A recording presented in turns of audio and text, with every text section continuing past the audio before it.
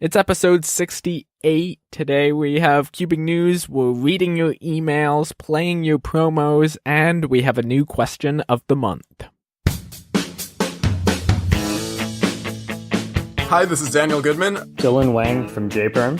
Ian Scheffler. Shiva Mansur from India. This is Alex from Z3 Cubing. What's up, guys? This is Jaden McNeil from Australia, and you're listening to the Corner Cutter Podcast. Hey, that's right. Welcome to the Corner Cutter Podcast. Podcasting since 2014 and cubing since 2015. I'm your host, Josh, and this is the most consistent speed cubing podcast dedicated to entertain and educate you with in-depth conversations with cubers from all across the sport. My website is thecornercutterpodcast.com, and you can find show notes and links to everything we mention here today right on that page. Just go to the episode section. Another page on the website is the feedback or contact page, and that's where you can send in your feedback or even ask your questions or send in feedback in audio. The button's right on that page. So just go to thecornercutterpodcast.com/feedback. Now let's jump into today's first segment, Cubing News.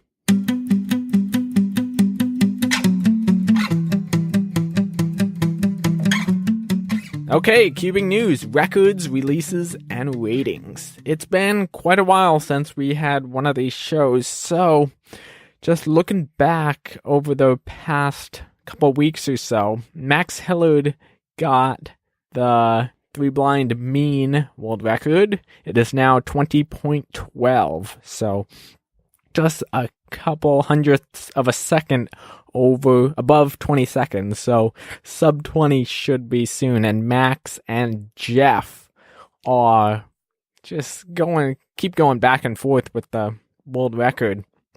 Let's see here. Max Park got the world record 7x7 mean, is now 151. Wow. Just a couple months ago, the world record single was higher than that. That's amazing. So he's really liking his new Spark 7x7, and I'm sure it's a pretty upgraded one from the Cubicle. Then one of the most recent world records before we cover some continental and ones and stuff like that is the world record fewest moves, single and mean, were both broken. Harry Savage broke the world record single. He got a 17, so that pushed the 18 into second. So now we got like 4 people tied for 19. Two have 18, and Harry has the 17. Sebastiano Toronto got 24.00 mean for FMC, and on Harry's 17, Sebastiano got 18. So that was a very interesting day, and on the average, Harry got a 25 mean, along with Robert Yao. So they were super close. That must have been a fun competition. And Sebastiano will be coming on the podcast sometime in the next couple of weeks for an interview, and we're going to do an FMC deep dive. So keep your ears or eyes open for that episode. Moving on to some oceanic records, Ethan Stevens got the Pyraminx average 2.69, so that's pretty cool. Also, the oceanic record for Scube single, 1.34. Wow, that's getting pretty close to the world record. Jackie Cal got the blindfold single, and then Advay Sant got the 2x2 NAR average. So it is now 1.31, taking it away from Will Callan, who was featured on this podcast, episode 39, I believe. So that was interesting. He got a 0.97 on his last solve, and that's over 10 TPS. And then someone, I can't pronounce his name, but he got a 1.31 Pyraminx single. It just beat Drew Brads' single, and it's the North American record 2. So it's second place for North America, but it's the US national record. And that's pretty much all the records for this week. Let's move on to releases. X-Man Designs has the Spark 7x7M. Wow, this is pretty interesting, and this is what Max Park is using to get so fast. You should see his PB sheet, and I'll have his PB sheet linked in the show notes. It's amazing how fast he's getting. Z-Cube released a carbon fiber Pyraminx. Dayon released the Young M. I think that's how you pronounce it. 3x3. It's going for just over $20.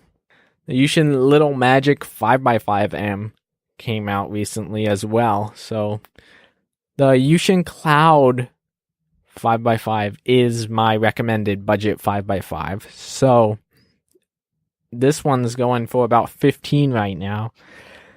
So I think this is going to be definitely in competition, especially since it's a 5x5 magnetic for 15.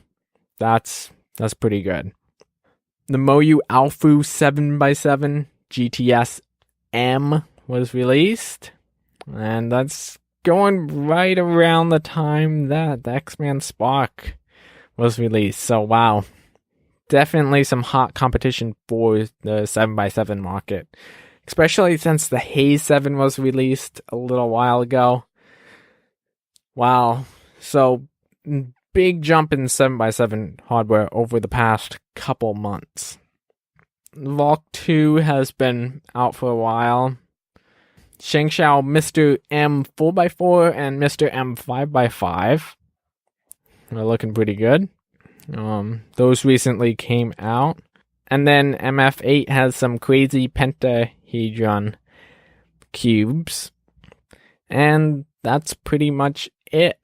So, big jump in 7x7 hardware, and the 5x5 budget market is the same too, with the Mr. M and the Yushin Cloud, or just the Yushin Little Magic M. The rating for this week is the GAN Air SM. I've had this cube for over a year now, and it is still my main 3x3.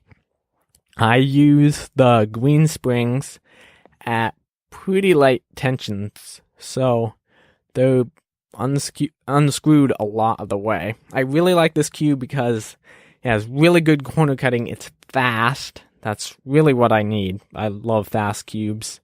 And the magnets aren't too strong or too weak. If you've had any GAN 3x3 before, experimenting with the springs is fun.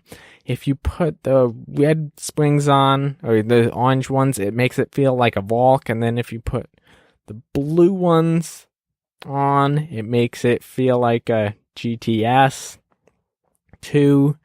It's really cool how you can customize the feel of the puzzle. And then, even though the GAN X has been released, the GAN Air SM is still a decent puzzle, and a 2019 version has been released as well. And especially since the GAN X is going for around $60. So that's pretty expensive. So overall, I would give the GAN SM 5 stars, and it's definitely one of the best 3x3s out there. Let's move on to one of my favorite parts of the show, shoutouts. TVCuber emailed in and said, I have been watching your episodes for a month.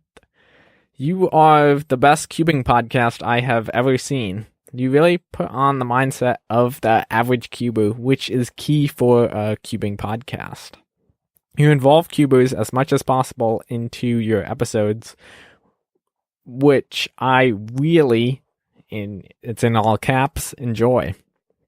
Thanks for all the time and effort you put into the podcast episodes. I love using this podcast as background noise while I am solving, and I've learned so much from that thanks to you. And then he asked if I had any podcast or business cards that he could pass out at his next competition to get more people to listen to the podcast and spread the word. He said, "You definitely deserve more subs. Your episodes are really professional, and I look forward to seeing more amazing videos from you." Wow, TV Cuber, thank you for all the praise. That's really nice of you, and I appreciate you taking the time to send that in, and that's super encouraging because I try really hard to be consistent posting episodes every week, getting quality guests and show topics and all that kind of stuff. So I really appreciate you sending that nice email in. And yes, I do have podcast cards that if anyone wants to pass them out at their next competition, or if they just want a couple, feel free to shoot me an email and just give me your mailing address and I'll mail you some podcast cards for free. I would love it if you could spread the word at competitions. What I usually do when I go to competitions is I bring a stack of cards and then leave one stack like on the drop-off table, or just leave a couple on the drop-off table, leave a couple on the scrambling table, just so people see them. And then if I'm talking with somebody about my podcast, I just grab one and show it to them, and they're usually like, "Oh wow, that's cool." And some people say like, "I'll subscribe right away," or "That's awesome," and all that. So it really does help spread the word if you spread them around at competitions, and I would really appreciate if you would do that. So yeah, thank you, TV Cuber, for sending in that message. I also got a couple really nice reviews. First one is 5-star from Trenton Nelson from the US. He said, "I absolutely love this podcast.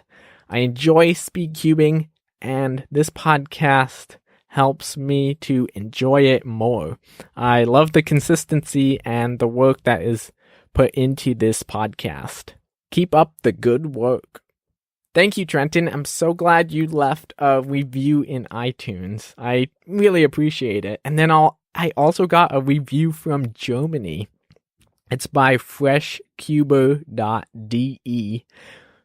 Also 5-star. He said, "The best cubing podcast in English. I really love Josh's Corner Cutter podcast, and until now, I have heard more than half of the episodes. It inspired me to start my German Freshcuber podcast. Keep up the good work, Josh. I get an idea now of how much work it is. Thank you so much." That's cool, Freshcuber. A German cubing podcast. That's a great niche. Freshcuber actually mentioned me in episode 1 of the podcast. I was able to understand the Corner Cutter podcast, and he also linked to me on his website. So I will include the links to Freshcuber's website. It's just freshcuber.de.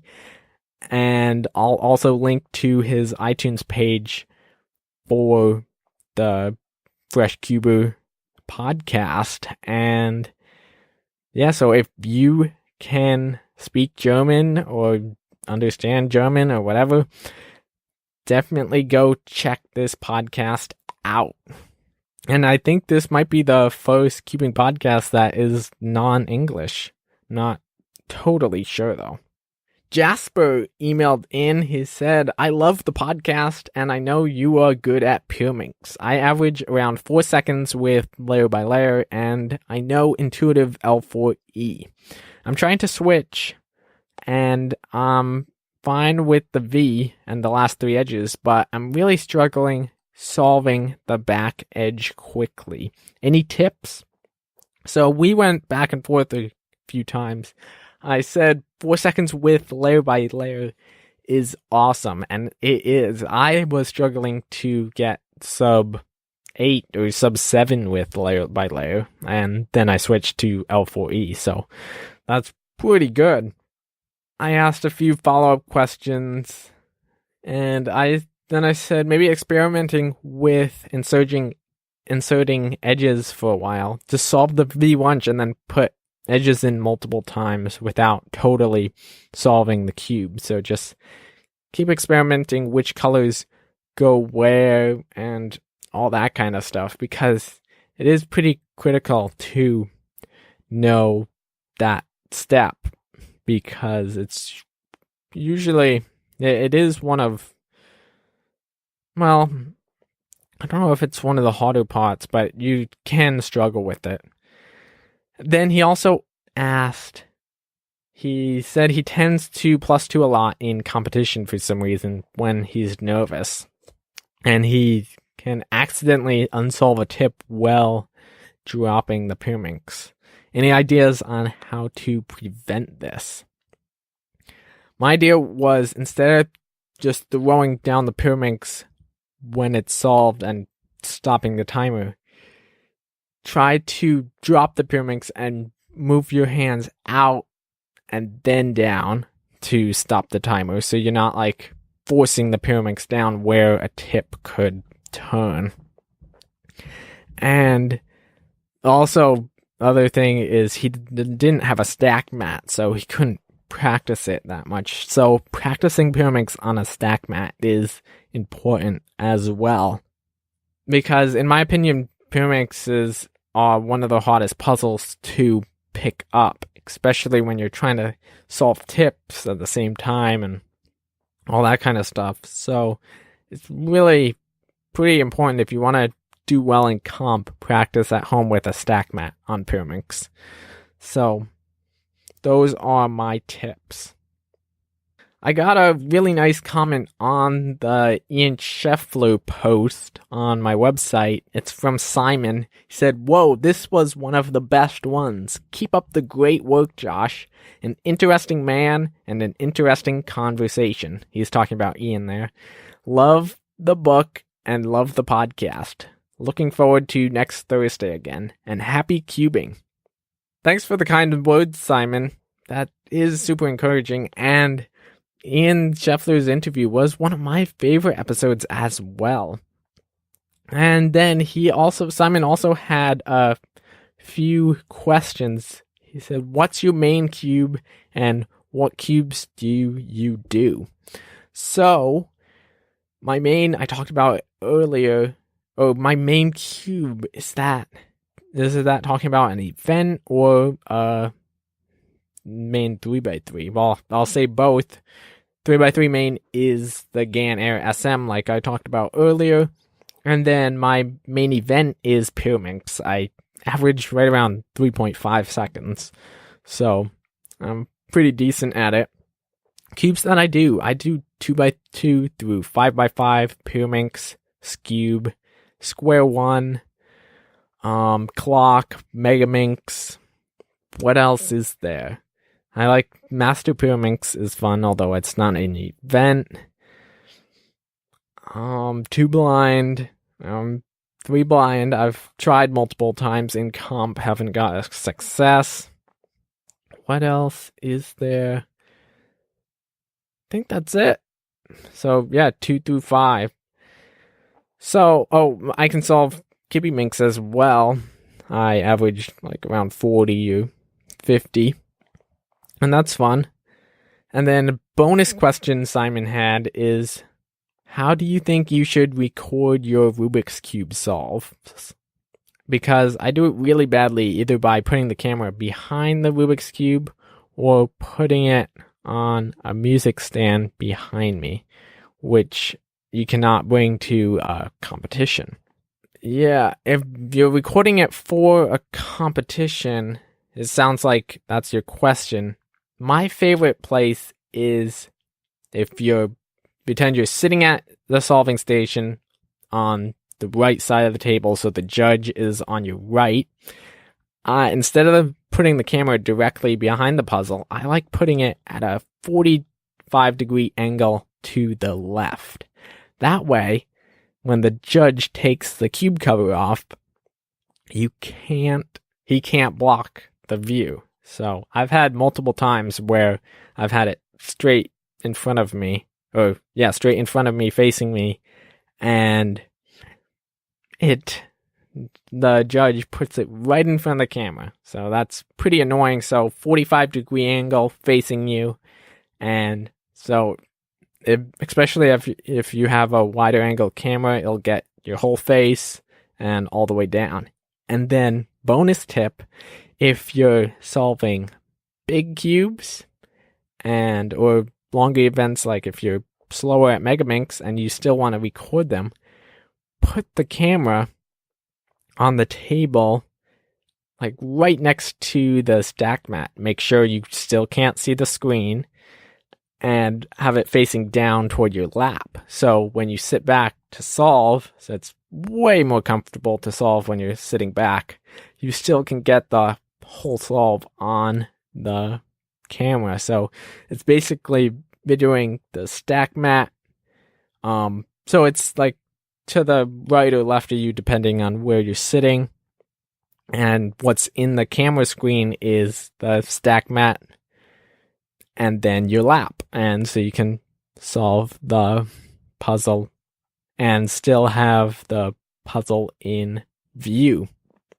So I found that works great for me. And then just have your camera on a tripod. Don't have your phone leaning up against the cube. It's hard that way. It makes it harder for the judge, and there's always the chance of it falling right over. Yeah, I hope that answered your question. If it didn't, just follow up with me through email and I'll answer it differently next time, or like what you meant. I'm pretty sure that's what you meant though. And that's it for emails, but we do have an audio message. And that's all the emails I have, but I have an audio message from Soul. Hi Josh, I'm new to the cubing world. I've only just started. I searched up cubing podcast just for fun. I found you, listened to one of your episodes. You sounded great. So what I'm going to ask you is, do you have any tips for me which I could use for my cubing, or do you recommend anything which will help me along the way making progress in my cubing? I know how to do the 2x2 and the 3x3, and I'm wondering if you could give me tips on the Pyraminx and the Scube. So if you could do that, that'd be great. Thank you. Thank you, Soul, for the audio message. And I did reply to your message, and I tried emailing you, but your email bounced back. So that's why you didn't get the audio message or my email I sent out. So that's too bad, but I will play my response right now. Hey Soul, thank you so much for your audio message. I'm Josh from the Corner Cutter podcast, and to answer your question, I would recommend the website cubeskills.com to improve on 3x3. Whether you only know layer by layer right now, or you're trying to work on intuitive F2L, or you need help with the PLLs, his videos are awesome and will help you. The guy teaching is Felix Zemdegs, who has the current average world record. So I'll link to all the stuff I mentioned in the email I send to you. And then for Scube and Pyraminx. Pyraminx, if you don't have a Pyraminx yet, I would recommend just getting the best one right off the bat. It's $9 or $10 from Cube Depot USA, and then and it's just worth it spending $2 or $3 more and getting a good Pyraminx that you can use forever. And then for a method, start with layer by layer. It's definitely super easy to learn, and I'll link to a Pyraminx layer by layer tutorial I recommend. Once you get down to under 10 seconds, maybe closer to 8 seconds, you can try some different methods. I use intuitive L4E and I love it. I'm sub 3.5 or sub 4, right around there. And I use it and really love intuitive L4E. So once you get down to around 8 seconds, I recommend switching to that. And then for Scube, if you don't want to spend too much on a Scube, or you don't have a Scube already, just one of the budget options. I'll link to one of them, or if you just want to start out with the best one, it's the X-Man Wingy Scube, and it works really well. Scube method learns Sarah's basic method. I'm pretty sure there's Sarah's basic, advanced, intermediate, and then advanced. So start with Sarah's basic. Z3 cubing, formerly known as Lego Boy Z3, has a great tutorial, which I will link to as well. Anyway, so thank you so much for sending in your audio message. I hope I gave some helpful information, and I'll definitely play it on the next episode of the podcast and give you some more information there, and so everybody can learn from your question as well. I would love to hear how you found my podcast. Did you search Cubing Podcast in YouTube or Google? How did you find it? And then how did you choose to listen to my podcast? And I would love to hear more feedback from you as well. Thank you again, and have an awesome day. So I hope that helped. If you need any more clarification or any other help, just feel free to email in or send in another audio message. And if anyone else wants to send in an audio message, feel free to do so. You'll have 90 seconds to record a message, and you can re-record it as many times as you want. So if you mess up, just hit stop, re-record, and it's super easy.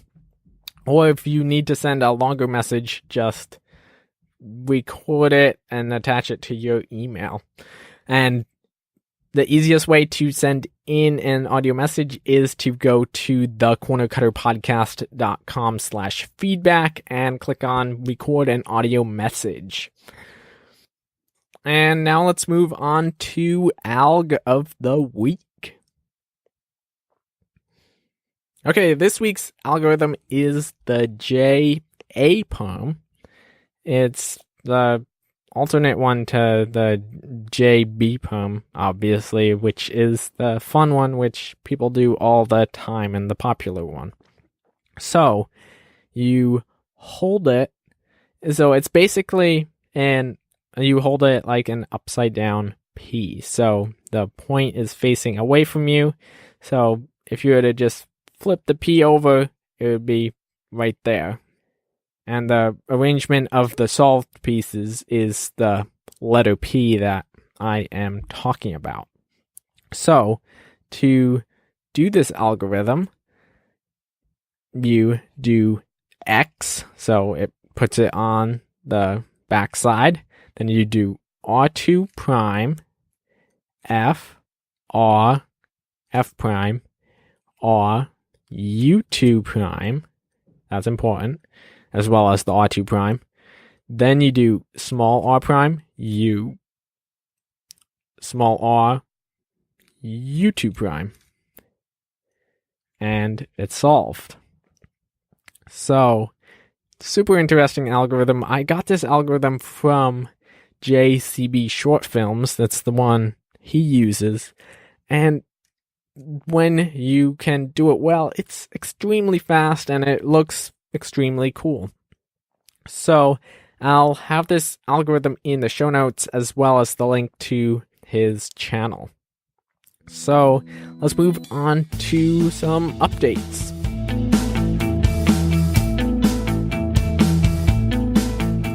Just a few updates this week. First one is obvious if you listened to the intro and you didn't skip in. I updated the music and the intro for the Corner Cutter podcast, so it's really cool and really fun. I spent some time working on that and I'm super happy with it. So that's one of the things.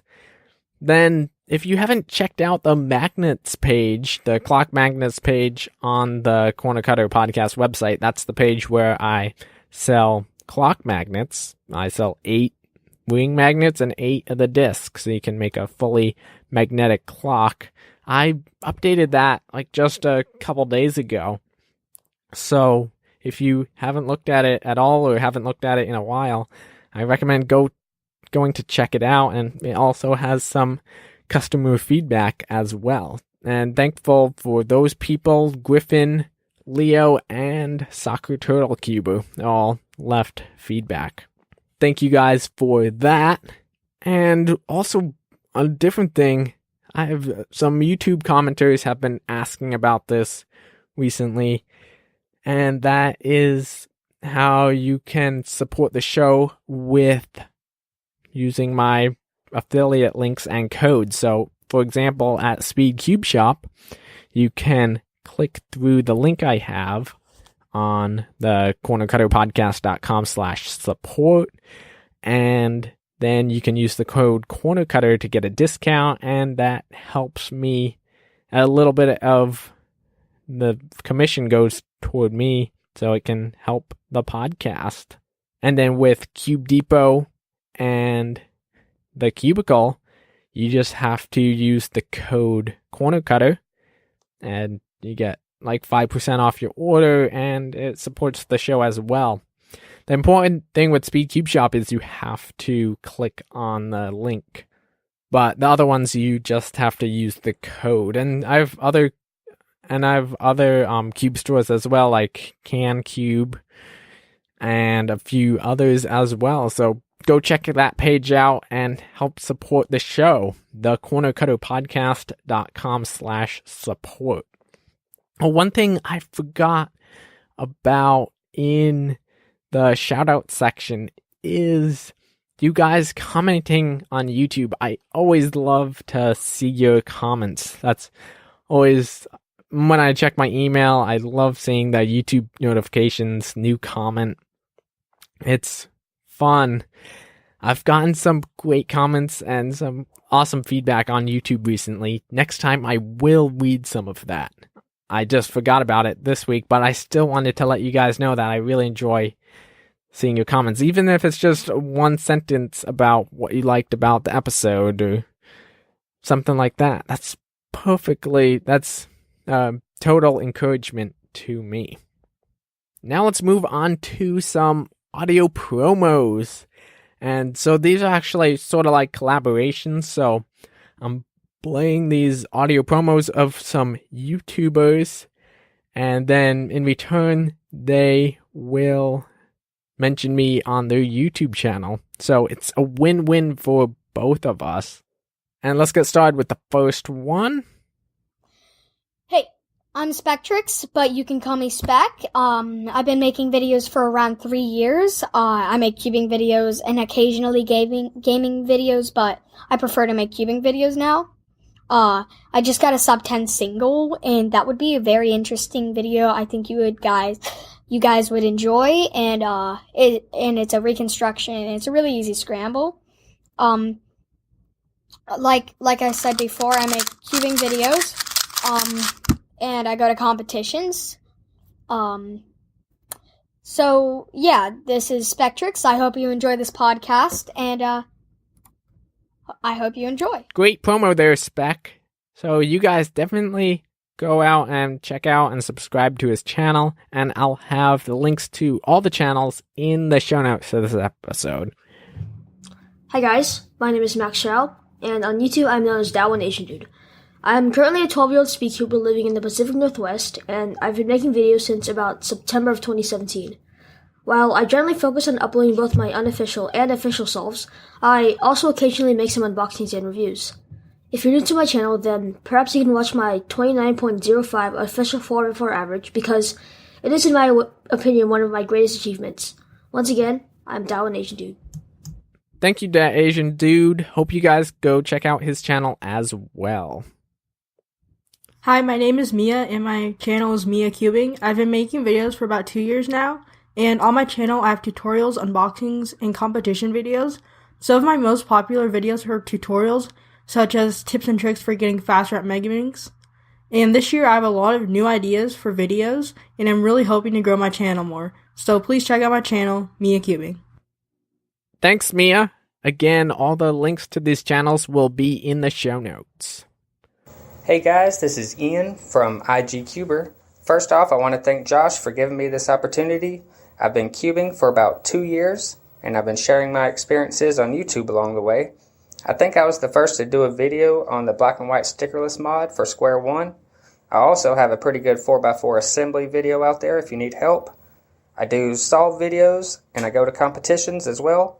So go check me out. That's YouCuber on YouTube. Thanks. Thanks, YouCuber. You're totally welcome. I'm glad that we can work this out and do these collaborations, because it definitely helps both of us out. So if you have a YouTube channel and you're interested in doing a collaboration, definitely just let me know. And if any of these channels pique your interest, go to thecornercutterpodcast.com/episodes, click on episode 69, and the links will be right there. Okay, guys, last segment, and that is question of the month for February. I think this is a pretty good question, and I hope I get lots of responses from you. First thing is, these are due by February 28th, which is the last day of February, and I'll be playing these on the first solo episode in March. So, it'll probably be the first episode in March. And I want you guys' audio feedback, so you can either attach an MP3 to your email or go to the audio feedback page on the Corner Cutter podcast and send it right through there. And the question is, what is your favorite YouTuber and why? So, pretty interesting. There's a bunch of awesome YouTubers out there, and I enjoy a lot of their videos on their channels, and there's so many different ones as well, but I just want one. If you say two, I'll cut one of them out. So what is your favorite YouTuber, and then why is it your favorite YouTuber, and what kind of videos do you like to see from them? So I really want all your feedback or all your answers to be audio, so just send them right in. So I hope you guys enjoyed this episode of the podcast. I really enjoyed reading all your feedback, and the alg of the week was cool. Your audio promos were cool. Thank you so much for listening. Remember, you can email me anytime. My email address is josh@thecornercutterpodcast.com, and I would love to hear from you. I'm not sure what next week's episode is going to be about. Could be an interview, could be a Cuber Chats episode. I'll have something awesome though. And I think that's it for episode 69. Thank you guys so much for listening. I really appreciate you. And now it's time to take episode 69 back to the scrambling table, and I'll talk to you guys again next week in episode 70 of the Corner Cutter Podcast.